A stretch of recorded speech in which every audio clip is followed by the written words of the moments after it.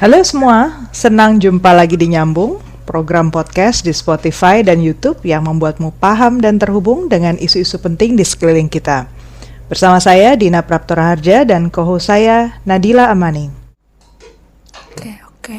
Oke, menarik sekali ya Pak Frans, Bu Dina. Soalnya aku ingat di episode keempat kita yang lalu sama Pak Timbul, itu kan kita sharing cerita tentang gimana sih pengalaman Pak Timbul sebagai salah satu organisasi navigator dalam membantu orang-orang yang mau akses jaminan sosial nih tapi kesusahan. Berarti kalau kayak gitu ternyata nggak cuma di Indonesia aja ya Bu Dina, Pak Frans. Berarti emang dari negara-negara maju bahkan kayak Amerika emang ada para navigator ini. Gimana sih Bu Dina, Pak Frans ceritanya kalau misalnya di negara maju dan negara berkembang? Jadi kalau di dalam konteks universal health coverage atau kesehatan semesta, pada dasarnya tujuan semua negara itu menjamin agar tercipta layanan kesehatan yang berkualitas dan sesuai dengan kebutuhan setiap pasien. Itu yang disebut equitable. Jadi setiap orang tentu punya kebutuhan yang berbeda, entah itu dari genetiknya, entah itu dari tingkatan keparahan penyakitnya, bahkan gender. Itu ada faktor-faktor yang memang membuat seseorang nggak bisa tuh diperlakukan sama aja. Tiap orang punya kebutuhan yang berbeda gitu. Makanya sistem itu pun dari waktu ke waktu harus dibuat lebih sensitif agar walaupun niatnya itu jaminan kesehatan semesta buat semua orang, tetapi berdasarkan situasi khusus dari setiap jenis penyakit, intinya harus dipastikan jaminan kesehatan itu menyembuhkan. Dan kalau di Amerika Serikat, gambar besarnya tadi dari yang diceritakan Pak Frans, intinya agar terjadi cost effectiveness, jadi supaya pembiayaannya itu betul-betul bermanfaat ya untuk penyembuhan orang-orang tersebut. Dari deteksi awal bisa lebih dilakukan, harapannya tingkat kesembuhannya juga lebih baik dan orang bisa menavigasi sistem jaminan di Amerika Serikat, jaminan kesehatan di Amerika Serikat dengan lebih baik. Nah, hal seperti ini nih yang tadi sempat juga disinggung Pak Frans, mungkin saya perdalam di sini untuk yang lane navigation ya, atau sistem pendampingan tapi yang dilakukan oleh orang-orang biasa tanpa background kesehatan.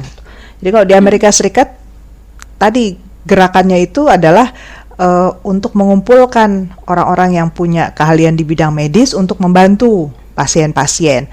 Makanya dia bisa spesifik. Akhirnya ada pasien kanker kolon, kanker usus, kanker payudara sendiri, kanker yang lain. Itu bahkan ada spesialisasinya seperti itu. Nah, kalau di negara berkembang konteksnya kan lebih berbeda ya, karena penanggung jawab dari program-program jaminan sosial itu sangat berat bobotnya di negara.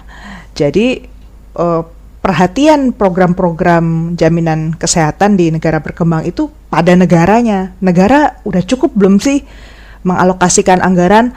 Sudah efektif belum sih dananya itu turun di tempat yang seharusnya? Jadi fokus perhatiannya itu lebih pada governance-nya ya, pada tata kelola uangnya, pada pelakunya gitu. Jadi kalau di negara berkembang akhirnya muncul kegiatan yang disebut lane navigation. Lane navigation nanti Pak Frans bisa cerita lebih detail ya dalam konteks kesejahteraan sosial. Tapi di saya itu yang saya pahami di situ karena kegiatannya itu dilakukan oleh orang-orang yang tidak punya latihan khusus sebagai orang medis, tetapi mereka punya keprihatinan untuk berusaha membuat sistem itu lebih bermanfaat, lebih bermutu juga layanannya dari segi tata kelolanya gitu. Jadi muncul kalau di negara-negara berkembang itu gerakan yang bersumber dari inisiatif masyarakat. Jadi community based gitu ya, gerakan patient navigation-nya itu ada. Cuman ya kalau di negara-negara semacam Afrika ya itu biasanya diindus atau induksi dimunculkan karena ada donor yang masuk ke satu tempat, sehingga mereka bisa merekrut orang-orang lokal menjadi tenaga yang kemudian memantau puskesmas mereka.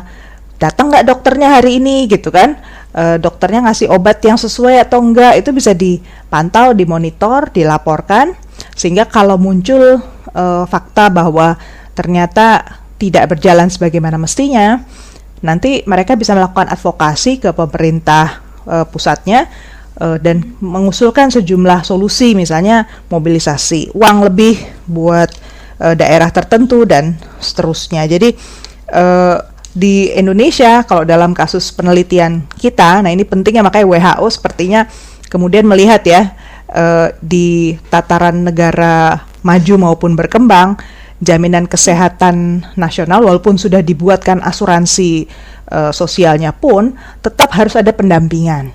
Nah, yang ada di Indonesia itu wujudnya adalah layperson navigation tadi, navigasi oleh orang-orang yang sebenarnya tidak terlatih secara medis, tetapi mereka menyediakan, yang kami temukan ya dalam studi kami, mereka menyediakan informasi tentang cara-cara pasien itu bisa mengartikulasikan kebutuhannya, karena sejumlah orang memang kesulitan ya menyampaikan mereka sebenarnya sudah di tahap apa ini, kira-kira penyakitnya, sudah berapa lama merasakan kurang enak badan, di bagian mana, sehingga mereka bisa melakukan penjelasan yang lebih detail lah ya pada si ahli kesehatannya. Kemudian yang kedua, navigator di Indonesia itu juga membantu pasien untuk mendampingi pasien, khususnya mereka yang kurang mampu tadi, untuk mendapatkan dokumen-dokumen yang dibutuhkan. Karena sama sih sebenarnya di negara manapun, termasuk di negara maju, verifikasi data pasien itu penting sekali kan.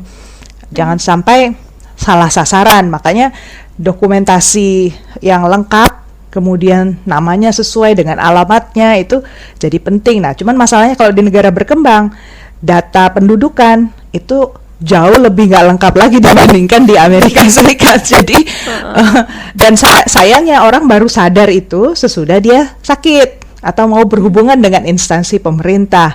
Nah, kalau sudah terlanjur sakit, apalagi anggota keluarganya juga kurang mampu untuk menemani gitu ya, apalagi nggak punya keluarga ya, harus didampingi. Itu gunanya navigator. Mereka mengantar ke RT RW, bahkan ada yang sampai ke kantor dinas agar mendapatkan dokumen-dokumen yang dibutuhkan. Kemudian bahkan menghantar ya, membantu menelpon rumah sakit, adanya available di mana, tersedianya di mana gitu.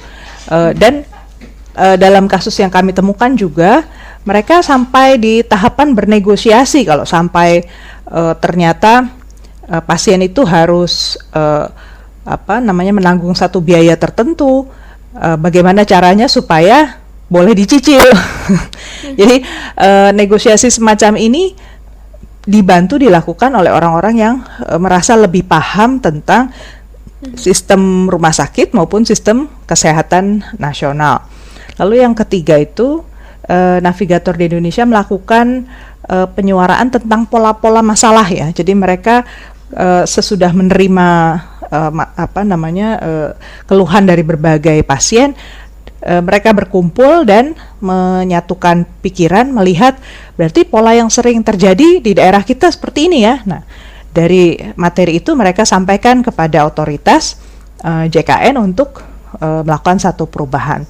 Dan yang nggak ada di negara lain, yang keempat ini, fungsi keempat, yaitu di Indonesia itu ada kemampuan walaupun terbatas di level lokal untuk menegakkan sanksi pada fasilitas-fasilitas kesehatan yang dianggap kurang memperhatikan orang miskin atau melanggar aturan.